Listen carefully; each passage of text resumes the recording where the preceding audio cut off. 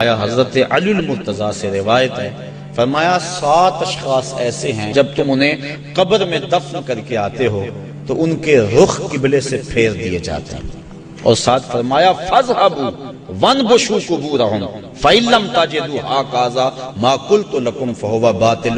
کہا جاؤ جا کے قبریں اکھیڑ کے دیکھ لو، اگر ایسا نہ پاؤ جیسا میں کہہ رہا ہوں تو آ کے کہہ دینا کہ غلط کہا تھا۔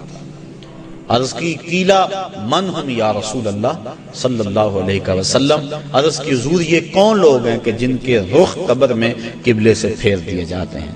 تو حضور نے ارشاد فرمایا شارب الخمر و بائع البش و شاہد الزور و آکلۃ الربا والنائحۃ والمحتقر و تارک الجماع۔ 7 اشخاص گنوائے۔ پہلا شارب الخمر، شراب پینے والا۔ ایک روایت کے لفظ ہیں کہ شراب اپنے لیے بنانے والا، کسی اور کے لیے بنانے والا، شراب پینے والا، شراب پلانے والا، شراب بیچنے والا، شراب خریدنے والا، اور جس کے لیے شراب خریدی ہے، شراب کو ڈھونے والا، دوسری جگہ منتقل کرنے والا، ہمارا سب پر اللہ کے رسول نے لعنت بھیجی۔ تو یہ ایسا برا فعل ہے۔ ایک روایت کے لفظ میں نے پڑھے کہ شارب الخمر کعابد الوثن، شراب پینے والا بت پوجنے والے کی طرح۔ ہمارے معاشرے میں شراب نوشی سرایت کر گئی ہے، اور اب تو بعض طبقوں کے اندر یہ برا بھی نہیں سمجھا جاتا، جبکہ حلال سمجھ کے پینا تو کفر ہے، اور اس کو حرام سمجھتے ہوئے اس کی حرمت کے قائل ہونے کے باوجود پینا یہ گناہ کبیرہ ہے، اور منع فرمایا گیا سختی کے ساتھ۔ ارشاد فرمایا ایک تو ویسے بھی شرابی جب مرتا ہے اسے مرتے ہوئے کلمہ نصیب نہیں ہوتا، اور دوسرا یہ روایت جو میں نے آپ کے سامنے رکھی کہ اس کا قبلے سے رخ پھیر دیا جائے گا۔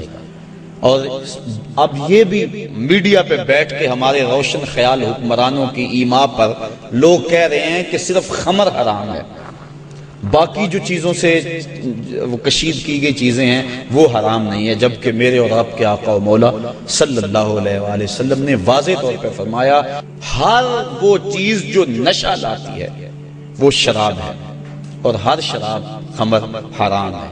تو وہ نشہ چاہے کوئی بھی چیز لانے والی ہو اس کو شریعت نے واضح طور پہ حرام کر دیا۔ یہ دوسرا بائع البش، جن کے رخ جو ہیں وہ قبلے سے پھیر دیے جائیں گے، تو فرمایا ان میں سے بردہ فروشی کرنے والا، انسانوں کی خرید و فروخت کرنے والا۔ اب دنیا پہ یہ اس انداز سے غلامی کا انداز تو نہیں ہے، لیکن اعضاء انسانیہ کو اب بھی لوگ فروخت کر رہے ہیں۔ آپ روزانہ اخبارات میں پڑھتے ہیں کہ گردہ فروشی کا کاروبار اور مختلف اعضاء بدنیہ کا کاروبار۔ تو یہ دوسرے وہ شخص جو انسان یا انسان کے کسی عضو کا کاروبار کرتے ہیں، کل جب وہ مریں گے تو ان کا رخ قبلے سے پھیر دیا جائے گا۔ تیسرا ارشاد فرمایا وَشَاهِدُ الزُّورِ، اور جھوٹی گواہی دینے والا۔ بلکہ ایک روایت میں آقا کریم نے فرمایا میں تمہیں بڑے بڑے گناہوں کی خبر نہ دے دوں، الا انبئکم بأکبر الکبائر، بڑے بڑے گناہوں کی خبر نہ دے دوں؟ صحابہ نے عرض کی ہاں حضور، آپ ارشاد فرمائیں۔ فرمایا الاشراک باللہ وعقوق الوالدین الا وقول الزور، اور ایک فرمایا وشہادت الزور۔ یہ مختلف اقوال ہیں احادیث میں، مختلف احادیث میں، تو شہادت الزور جھوٹی گواہی کو حضور علیہ السلام نے جو ہے وہ اکبر الکبائر میں شمار کیا۔ اور چوتھا فرمایا سود کھانے والے، سود لینا، سود دینا، سود لکھنا، اس کی رقم پر گواہ بننا، ان وزر میں فرمایا چاروں برابر ہیں۔ اور ایک روایت ہے صحاح کی، ارشاد فرمایا کہ سود کے گناہ کے 70 درجے ہیں، اور کم سے کم درجہ اپنی ماں سے زنا کرنا ہے۔ اب میں اور آپ دیکھیں اور اپنی زندگی کی راہ کو درست کریں۔ آگے فرمایا وَالنَّائِحَاتُ، نوحہ کرنے والی عورتیں جب قبر میں جائیں گی تو ان کا رخ پھیر دیا جائے گا۔ جب کوئی شخص فوت ہو جاتا ہے تو صبر کا حکم ہے، آنکھوں کا غم اور دل کا غم رحمان کی طرف سے ہے۔ ہاتھوں کا اور زبان کا غم شیطان کی طرف سے۔ فرمایا لیس منا من ضرب الخدود وشق الجیوب ودعا بدعوی الجاہلیہ، جس نے گریبان نوچے، اپنے منہ پہ تھپڑ مارے اور جہلوں جیسی باتیں کی، فرمایا ہمارے سے اس کا کوئی تعلق نہیں ہے۔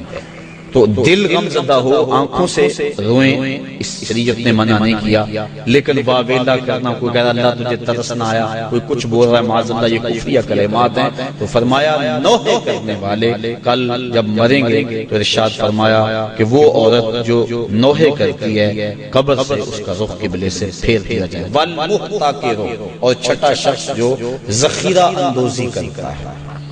ذخیرہ اندوزی انسان کا کھانے پینے کا سامان ہے، غلہ، اور جانوروں کا جو چارہ ہے، اس میں ذخیرہ اندوزی شریعت نے منع فرمائی ہے۔ باقی جو معاملات ہیں، کاروبار آپ کے، ان میں اگر کر لیں تو وہ منع نہیں۔ اور اس میں حضور نے ارشاد فرمایا جس نے 40 دن تک ذخیرہ اندوزی کی، اللہ تعالیٰ اسے 40,000 سال جہنم کی آگ میں جلائے گا۔ آخری فرمایا وَتَارِكُ الْجَمَاعَةِ، اور جو جماعت کو چھوڑنے والا ہے، نماز تو پڑھتا ہے لیکن جماعت سے نہیں پڑھتا۔ حضرت محمد بن سماعہ ایک بزرگ ہیں، امام محمد بن حسن الشیبانی کے شاگرد، اور امام محمد بن حسن الشیبانی امام اعظم کے شاگرد۔ محمد بن سماعہ کہتے ہیں 103 سال عمر پائی، کہتے ہیں 40 سال بیت گئے، جماعت کیا میری تکبیر اولیٰ بھی قضا نہ ہوئی، میری والدہ کا انتقال ہو گیا، بس مصروفیت ایسی ہوئی، صدمہ ایسا پڑا کہ میں مسجد میں آیا، سلام پھر گیا تھا، جماعت ہو چکی تھی، بڑا پریشان ہوا کہ زندگی میں کبھی کوئی تکبیر اولیٰ بھی نہیں رہی، آج جماعت بھی جاتی رہی۔ پھر میں نے سوچا ایک نماز جو جماعت سے پڑھی جائے، منفرد پڑھنے والی 25 نمازوں کے برابر ہے، ایک روایت میں 27 نمازوں کے برابر ہے، چلو میں اس نماز کو 25 بار پڑھ لیتا ہوں۔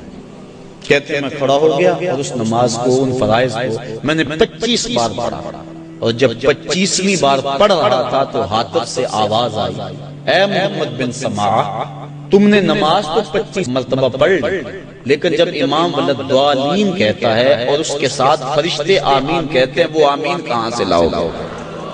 تو کہتے ہیں میں پریشان ہوا کہ میں 25 چھوڑ کے 25,000 مرتبہ بھی پڑھوں لیکن جماعت کی فضیلت نہیں پا سکتا۔